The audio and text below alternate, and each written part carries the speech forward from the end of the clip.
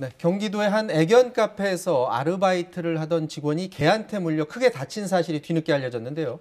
어떻게 된 일인지 먼저 사고 당시 화면부터 보도록 하겠습니다. 지난 2월 7일입니다. 경기도의 한 애견 카페에서 직원이 하얀색 개에게 입마개를 채우려는 순간 갑자기 개가 직원의 오른쪽 다리를 물어버립니다. 저렇게 물려서 무려 6, 7분간이나 끌려다녔다고 하는데요. 네, 결국 직원은 왼쪽 다리뼈가 보이는 중상을 당했고 오른쪽 팔도 물려서 근육이 찢어졌다라는 그런 소식입니다. 자, 이 직원이 아르바이트 직원인데 출근한 지 며칠 되지도 않아서 저런 사고를 당했어요. 사흘째입니다. 그러니까 이제 애견 카페고요. 첫날 출근했더니 이제 사장님이 교육을 해줬어요. 이 개는 전에 사람을 문 적이 있기 때문에 개 장에 넣어서 관리한다. 네. 그렇게 이제 주의를 들었고, 둘째 날은 자, 이 입에 입마개를 하는 것을 사장님이 이렇게 직접 처리를 하면서 이렇게 해야 한다. 근데 사흘째 출근을 했는데 사장님은 외출 중이었어요. 근데 이 개를 이제 개장에 넣어야 되는데 입마개를 해야 되겠죠. 네. 위험한 개니까. 근데 이 개가 먼저 이 직원을 이제 물어버린 겁니다.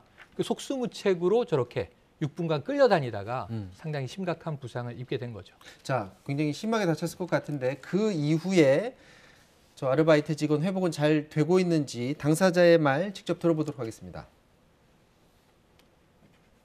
오른쪽 팔이 근육이랑 살이 찢어지고요.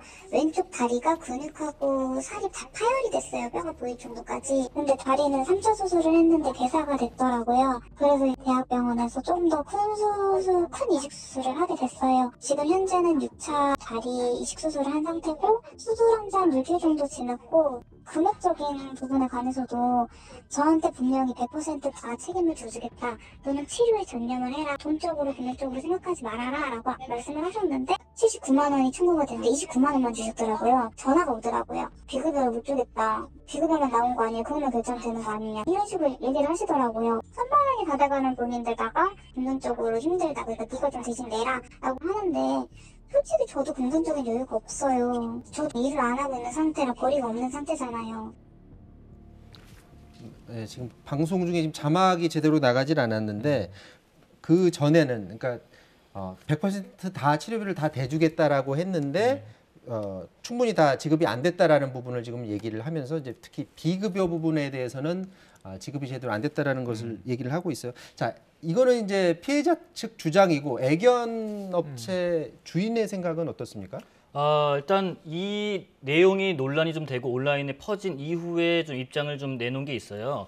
무엇보다 사람이 다친 거니까 책임지고 잘 마무리하겠고 사고 일주일 후에 이 개는 안락사를 시켰다라고 입장을 냈는데 이후에 지금 앞서 잠깐 뭐 음성 변조로 지금 나간 것처럼 피해자 측과 연락을 해보니까 산재 처리는 해줬는데 이 비급여 되는 부분, 그러니까 산재 처리는 이제 급여 해당 목록에 대해서 예를 들면 A라는 수술, B라는 수술 이런 것들은 보험 적용이 돼도 비급여, 가령 뭐 흉터를 일부 아주 매끄럽게 하는 어떤 시술이라든가 이런 거는 적용이 안 될 수 있거든요. 네. 그런 것들은 자기가 자부담하고 있다고 해요. 예를 들면 간병비, 뭐 무통주사, 마취주사 비용도 비급여라서 못 받고 있고 내가 다 지금 하고 있다. 그런데 마치 이제 사장님께서는 업주께서는 다 처리해 주는 것처럼 얘기를 하고 있는데 그래서 이게 지금 계속 피곤해지고 힘들어지니까 결국은 소송을 준비하고 있다고 피해자 측에서 좀 알려왔습니다.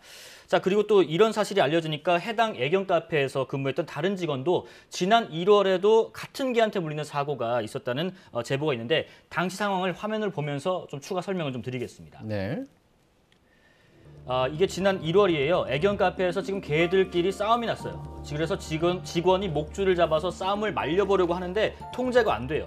그런데 갑자기 개가 이 직원의 오른쪽 다리를 물어버립니다. 네, 지금 이렇게 넘어졌죠. 직원은 넘어진 이후에 개에게 3분 정도 팔과 다리를 물렸고 마찬가지 피부와 근육이 파열돼서 60여 바늘이나 꿰매는 수술을 받았다고 합니다. 지금 저 개가 그러니까 같은 개가 두 사람을 지금 물었다라는 얘기인데 네. 저 개가 지금 사냥개 품종인 거죠? 네, 아주 좀 특수한 품종인데 이게 도고 아르헨티노라고 해서 네. 이름 자체가 아르헨티나의 개라는 네. 뜻이에요.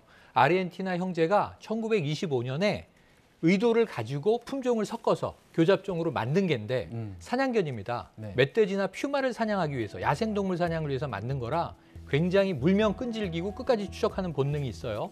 경찰 경비견이나 수색견으로 써보려고 했는데 네. 잘 안 돼서 지금 호주, 싱가포르에서는 이거 사육 금지, 도입할 수도 없게 돼 있는데 우리나라에서는 좀 애견으로 특이하게 생겼어요. 인기가 있는데 강아지 때부터 교육을 잘하면 온순하게 만들 수 있다고는 합니다. 그런데 이미 2017년 6월에 집안에 있던 개가 골목으로 튀어나오면서 30대 여성 행인을 물어서 다치게 했고 다른 행인은 도망가다가 다친 일이 있었습니다. 주인은 대문을 잠가서 어떻게 된지 모르겠다. 근데 CCTV가 있었어요. 문틈을 비집고 나가서 결국은 행인을 물게 되는 이런 상황이 벌어졌었습니다. 그러면 이전 사고도 있었고 이번 네. 사고도 있었고 그러면 분명히 상황이 발생하면 굉장히 위험한 행동을 한다는 얘기인데 저거 관리 대상 종 그러니까 네. 맹견이라고 하죠. 네. 맹견 품목에 있으면 되는 거 아닌가요? 이게 문제입니다. 이게 맹견이 우리나라엔 5종밖에 없습니다. 지정된 게. 도사견 잘 아시고 로트와일러, 아메리칸 핏불테리어, 아메리칸 스테퍼드셔 테리어, 스테퍼드셔 불테리어 이렇게 네. 5종이에요. 저 외에는 그것도 저것도 키가 한 50cm에서 적어도 36cm 이상 대형견만 맹견으로 구분을 하는 거고 산책 나갈 때 입마개를 꼭 하고 목줄을 짧게 하시오. 이게 다예요. 그래서 지금 한 3종은 더 늘려야 한다. 5종 늘려야 한다. 도고 아르헨티나 들어가야 되지 않느냐. 사실 프렌치 불독이라는 종에게 물려서 사망한 일도 있었는데 프렌치 불독 안 들어가 있습니다. 그래서 이런 부분에 대해서는 계속 맹견의 종류를 좀 다양화하고 그 특성들을 반영하자는 얘기가 있고 또 하나는 그럼 어떤 건 맹견이고 어떤 건 맹견이 아니고 사실 저희 아이는 치와와한테 물려서 치와와도 무서워해요. 이건 주관적으로 다 다르잖아요. 맹견의 이 가이드라인이라는 게 동물보호단체의 반대 때문에 맹견이 확대되지 못하고 있습니다. 저렇게 이제 맹견에 포함이 안 되더라도 개 물림 사고가 나면 그 개 반려견으로 두는 주인한테는 처벌이 가해지죠. 어떻습니까? 맹견이 아니고 일반 반려견이어도 처벌받을 수가 있습니다. 가령 이런 경우에요. 일반 반려견의 경우에 목줄 착용 같은 안전관리 의무가 있는데 이를 만약에 어긴 상태로 사망을 이르게 하면 견주에게 3년 이하의 징역이나 3천만 원 이하의 벌금, 다치게 해도 2년 이하의 징역이나 2천만 원 이하의 벌금이 나옵니다. 실제로 2016년부터 3년 동안 이런 개 물림 사고로 병원에 간 환자만 8,500명에 가까운 것으로 확인이 되고 있습니다. 자, 그러면 우리나라보다 먼저 이제 반려견 문화를 좀 많이 받아들였던 다른 네. 나라들은 어떻게 지금 관리하고 영국, 있습니까? 프랑스, 독일을 우리보다 훨씬 엄격합니다. 네. 영국은요. 사망 사고의 경우에 견주가 징역 14년까지 받을 수 있고요. 맹견 종류가 뭐 주마다 다르고 나라마다 다르지만 대체로 19종 정도가 맹견인데 맹견 1종, 맹견 2종 이렇게 나누고 그 특별 통제견에서 개인 소유가 금지된 것도 있고요. 맹견을 키우려면 반드시 교육을 이수하고 시험 쳐서 면허를 보유해야 맹견을 사육할 수 있습니다. 이게 반려견이라고 이름을 지었다라는 거는 개를 이제 동반하는 존재로 이제 본다는 가족이죠. 거잖아요. 근데 이제 개는 반려한다고 생각하고 주위 사람들에 대한 어떤 안전에 대한 의식 이런 것들도 개와 같이 사는 사람들도 분명히 그런 의식을 좀 키워야 될 것 같아요. 맞습니다. 그러니까 개가 소중한 만큼 우리 이웃들도 굉장히 소중하다라는 부분 명심해야 될 것 같습니다. 자, 여기까지 하도록 하겠습니다. 지금까지 최영일 평론가 김용준 기자였고요. 저는 내일 다시 찾아뵙겠습니다. 고맙습니다.